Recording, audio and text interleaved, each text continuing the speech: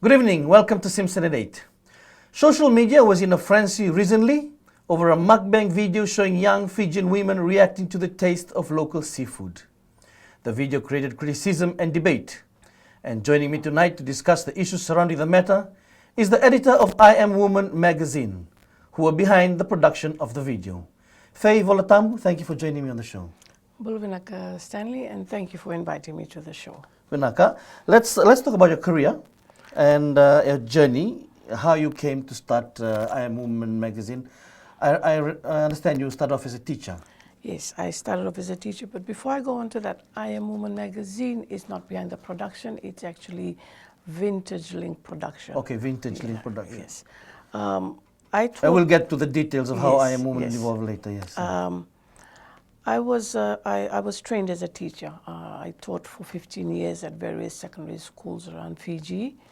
And then in my time as a teacher, I was very involved with the union movement. I was a member of the executive board at Fijian Teachers Association, where I fought for rights of teachers.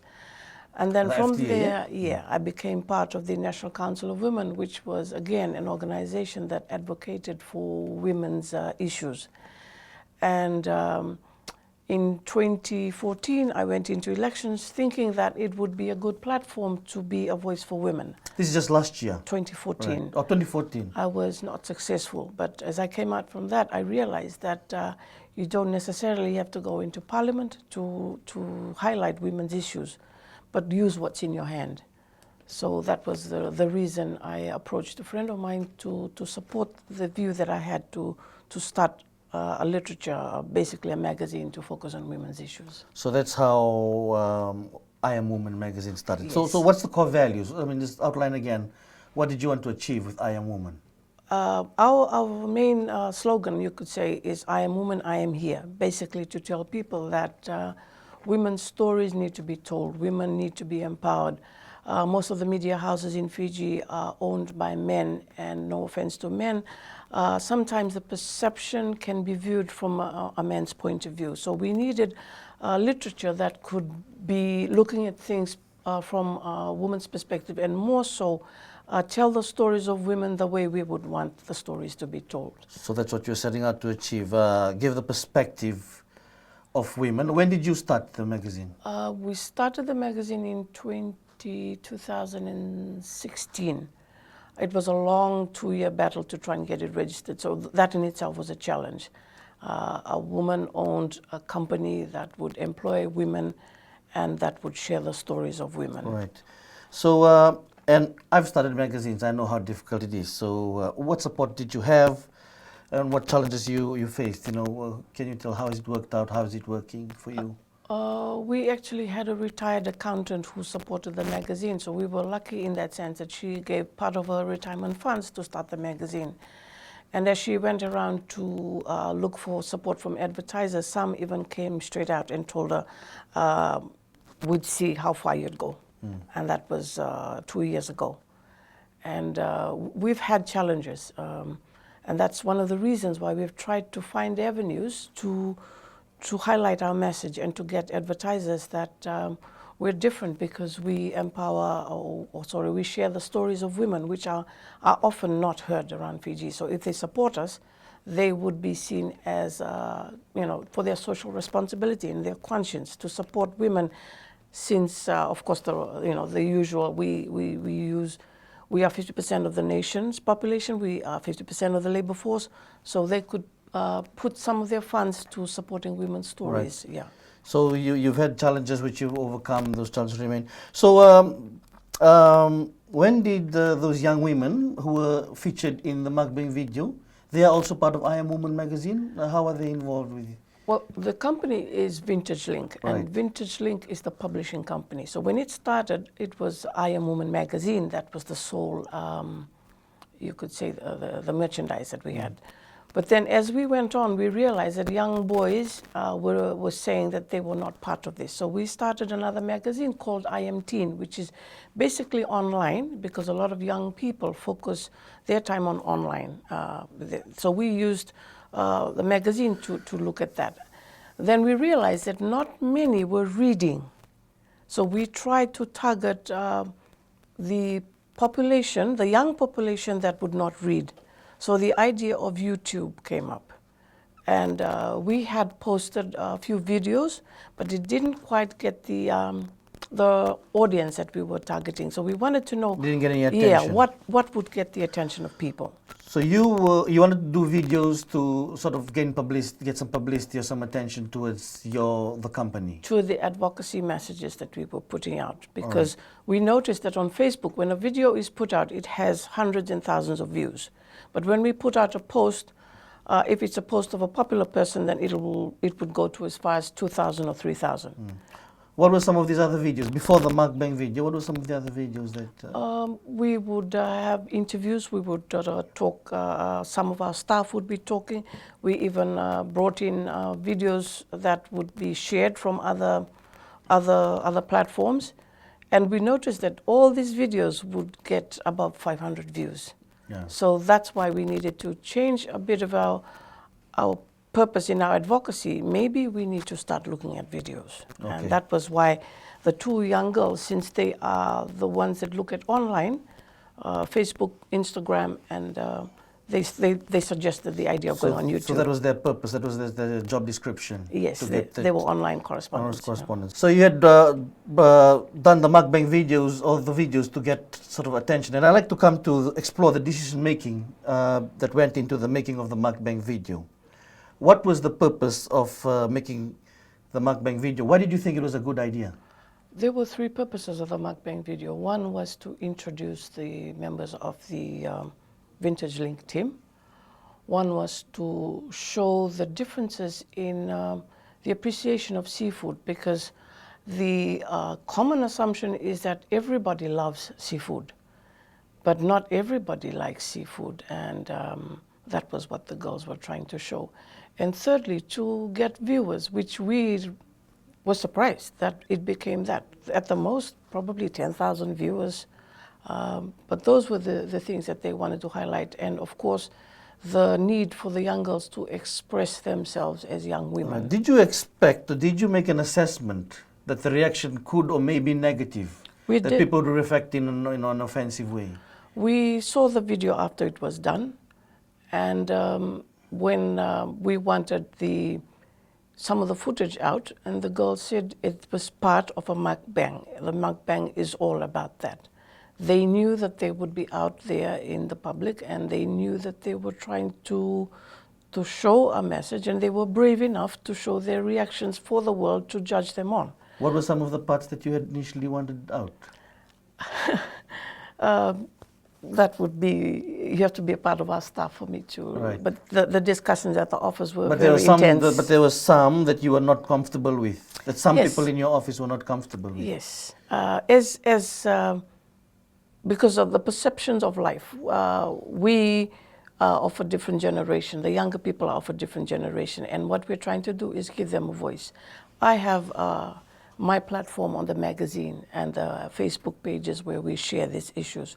The young girls, their platform was YouTube, and they needed to share something fun and also talk about issues. Would it be fair to say that they were looking for controversy? Well, the role of the media, we have three roles: to inform, to criticize, and to stimulate debate. And I think they achieved inform, because I've seen now a few more mukbangs that have come up, and stimulate debate. So you expected to have some controversy, but not to the level that it's come out, or what was your assessment? Because, I mean, you said you were surprised by the viewership and how it jumped. Yes. But you were also looking for numbers. So I'd like to just see the decision making. Was it a deliberate attempt on your part that turned out other than you expected, or was it this is what you planned to do? Well, our plan was to try and see the reaction. If you follow us on Facebook, one of the girls had posted out a video that I thought was quite irrelevant. But what we were trying to do was test the audience. What kind of things do the audience want? It was just somebody dancing around stupidly, but the viewership just went up. So it's also our trying to gauge what is it that the Fiji public wants to know, and especially for them, young people and video users, what do they look at? We're quite comfortable with with our audience in the I Am Woman and I Am Teen, where we are targeting people who love to read stories. But for YouTube, it was an experiment for them. It was a new experience. Yes. And we'll take a short break. You're watching Simpson at 8. After the break, we'll discuss the video and the intense reactions that it caused. Don't go away.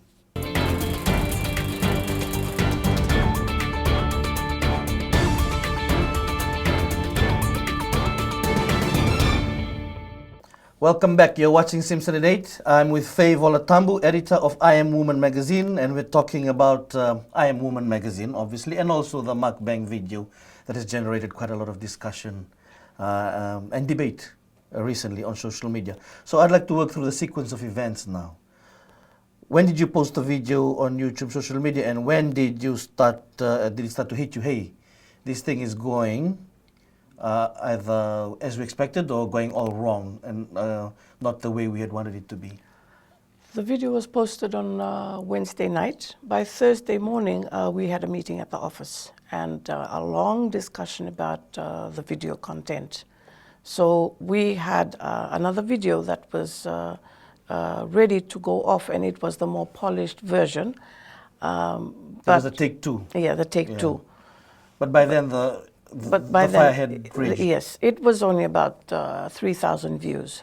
So the intention was to let it run, and over the weekend, just to give people the idea of what it's like to see raw footage, and when we put in our, you could say, the uncensored version to the censored version. It wasn't Saturday morning when we woke up and we realized, whoa, this thing has got out of hand. And I started talking with the girls whether they were okay. And it was to be expected. The only thing that we didn't, I could say we didn't like, was the un-Fijianness of criticizing the girls' families and the girls' homes, because they made a decision. Well, a lot of the criticism was about the un-Fijianness of the girls' actions. Yes. I mean, we'll get to that. Yes. And so there's two ways to look at it. But so the reaction, you had a long meeting, you were trying to decide how to handle it. I mean, it was like a raging fire, you know, it went and out of your control. Did you consider deleting it? Or? By deleting it, like literature, I mean, I was an English teacher for quite some time, and good literature has tension, good literature has conflict. It was unintentional in this case, but it needed to be highlighted that this is what we can see with Fiji today. There are different reactions to things. People may support a view, as people may not support a view. And how far is freedom of expression to be taken? How far is media freedom? So these were the unexpected lessons. And for me, as a literature teacher, I kept on thinking about what were some of the positives that were coming out from this that we could learn from. And we were not going to gag our young girls, especially if they were willing to put themselves on the line, because it was a message they wanted to put across. But but you personally, I mean, you must have seen how intensely negative the criticism had become. You know, how did the girls handle it? We kept on talking to each other, and Anna is a qualified psychology graduate, and she gives out advice, and she counsels people. So I guess the counsel was being, but she handled it quite well, and she. Did it get a bit too much? Did you feel it? We were always talking to each other. We were always supporting each other, and they were friends, because while there was negative outcry on YouTube and all the other mediums, there were people that were messaging us privately. People who were there were indeed people who were defending you, yes.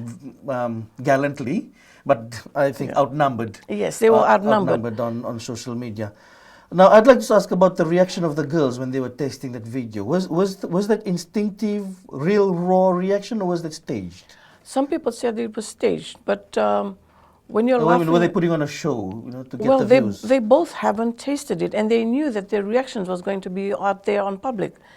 I'd like to say, like, really? Like, haven't Fiji? Yeah. But is that a fact that people haven't tasted Fiji? I'll have to be God to know how that was, because it was their first time tasting it. And if that was their reaction, do I start editing everything they say now or they do? Yeah, words have been said all over the place about their description, but that's only the girls can answer that, and I won't profess to be a mind reader. No, one, and I'll just one of the things that was really heavily criticized was, Anna. I believe she's a strong young woman, but it was the facial expression when I think when she ate the vasua, that came out under real scrutiny. So that's why I asked, were they really tasting it for the first time? She was tasting it for the first time. That's what I got. And her reaction, it's something that she'll have to bear that cross. She had a reaction. She wanted to go with the show. So that was it. One strong criticism was that the girls were disrespecting local traditional food, or food in general. And that was insulting traditional food that Fijians grew up with. What's your response? Well, if you remember, the title was not a Talanoa session. So it was called a mukbang. And if you see but it was still mukbangs, traditional Fijian food, yes, some would argue. The mukbang, I think ours was very mild. The fact that it was traditional seafood was to give it a Fijian perspective, because people would relate more to it. And the most common response would be, people love seafood. I don't eat seafood, and that's on national television. But I'm not going to give my reaction out publicly. The girls were brave. And if there is anything, if they were un-Fijian, that's on the girls. And I can't stifle them or gag them, because if that's the way they respond. But do you feel that, some would say, Faye could have been more responsible and advised that this was going to cause this reaction? The people who were commenting, mostly people that hide under false fake accounts. And those but there were, to be fair, a number of people who were not. They would write to us personally, and that was a medium that we liked. And for us, that was the first video, and we were getting reactions. And not 117,000 views, but it made us aware and of rising. Yes, and it just made us aware of what the Fiji public is like. It's a thermometer, if you could say, on the social scale of Fiji. What they like and what they dislike. Because you talked about a lot of people who say about respecting Fijian food, and people have we generally Fijian culture generally teach children respect all food. Yes. Even food that you don't like, you're told eat it and don't show any facial expression. Many people, also growing hungry around the world, so people say respect Fijian food, respect all food. And many grew up through humble beginnings in villages eating those food, So would you feel that that was the reason why it touched a nerve with people? Would you see it from the perspective of the people who intensely disliked the video? Each person has their own perception on life. I don't like rapists. I don't like bullies. But I don't go and swear at them. I don't go and talk about their families and where they come from. Freedom of expression is something that has been lacking in Fiji. Did it take our video to get that out there for people to see that freedom of expression, though it may be negative, is what we need? Or do we just look at it as that? It's their freedom of expression. And at the same time, one could argue that those expressing their negativity towards the video are also expressing it. Yes, we've taken it as that everyone has the right to express themselves. But the funny thing is that people continue to watch our videos. And we said once, don't watch our videos if you don't like the videos, because the girls have a message to put across. And that was, unfortunately, to most. Did you feel that the freedom of expression crossed the line? That it went into the personal, nasty, attacks on their families and... Yes, the freedom of expression by those who were responding, because I was hoping that they would respond as passionately about raping, that they would respond most passionately. You're equating two different things. It is still the response. But you're saying that the girls didn't cross the line, but those that are responding crossed the line. The girls will take responsibility for their actions, but they can't just place blame where they think the blame should go, because we set as a group, we discussed it as a team, and it was about them raising their views. And that is symbolic of what Fiji is today. There are three types of people. Our parents, who lived through three different eras, the colonialism, independence, and post-coup. Us, who lived through independence and coup, and those who are growing up now in the new Fiji. So another perspective, and I'd like you to respond to these threads that have been coming through from the criticism. One is, it's largely Fijian women that struggle to see to the reefs, together the Vasua, the Nama, the Waki, then that they would feel, offended, or that there was this video by young Fijian women who made fun of or belittled the food that they work hard to put out in the market or on the table. It was disrespecting the women seafood vendors, especially from a magazine that calls itself I Am Woman. Would you consider that perspective? I Am Woman magazine is a written prose of stories of women that we portray positively. The YouTube is a platform for young women. Some may say they were irresponsible, but when we empower women, we also give them a voice. Sometimes what we know in the women's advocacy world as gatekeepers. We're not going to be gatekeepers. If that's how the young women want to express themselves, we will leave them to express themselves, and they will have to carry the brunt of their decision making. Because the word that will come is freedom comes with responsibility. Yes, freedom Did comes you with feel that was expressed, that responsibility was actioned in? They have learned their lesson, and they are changing their stance, but it was a lesson that needed to be experienced.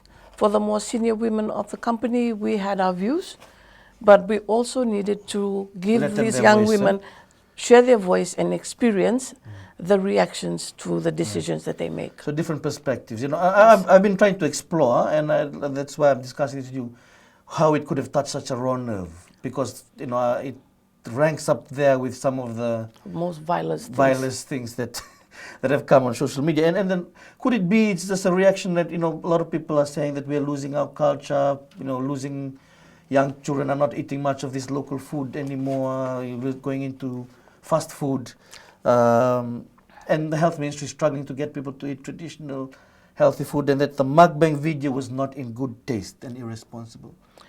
Not in good taste. People have their views on that. For us, the purpose of the video was to share the experience of the two young women who were tasting seafood and they didn't like seafood. There was never any intent to disrespect the women who collect seafood from the reef. That was never. And from what I was told, on Saturday morning there was a boom in seafood. People were craving for seafood and they went down to the market. So was that part of a backlash against the video? Well, I'd like to think that it had a positive reaction for people, that they wanted to go and eat seafood. But Fiji is very volatile. There is a question of our Fijianness. There's a question of what is proper and what is improper. We have rights, but rights comes with responsibilities. We want to give people freedom, but we also have to cross the fine line on what is freedom and what is us trying to tighten them. The media has always been talking about the freedom of the media, the freedom of the press.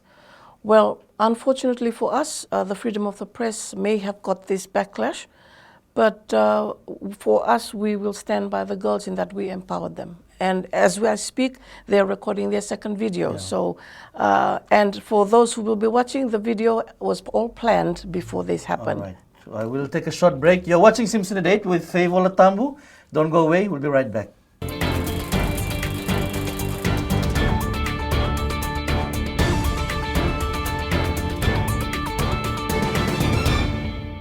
Welcome back. You're watching Simpson At. I'm with Faye Olatambu, editor of I Am Woman magazine. We just recapping from the break. I'd just like to ask, what lessons have you learned, and would you have done it differently, knowing what has happened now?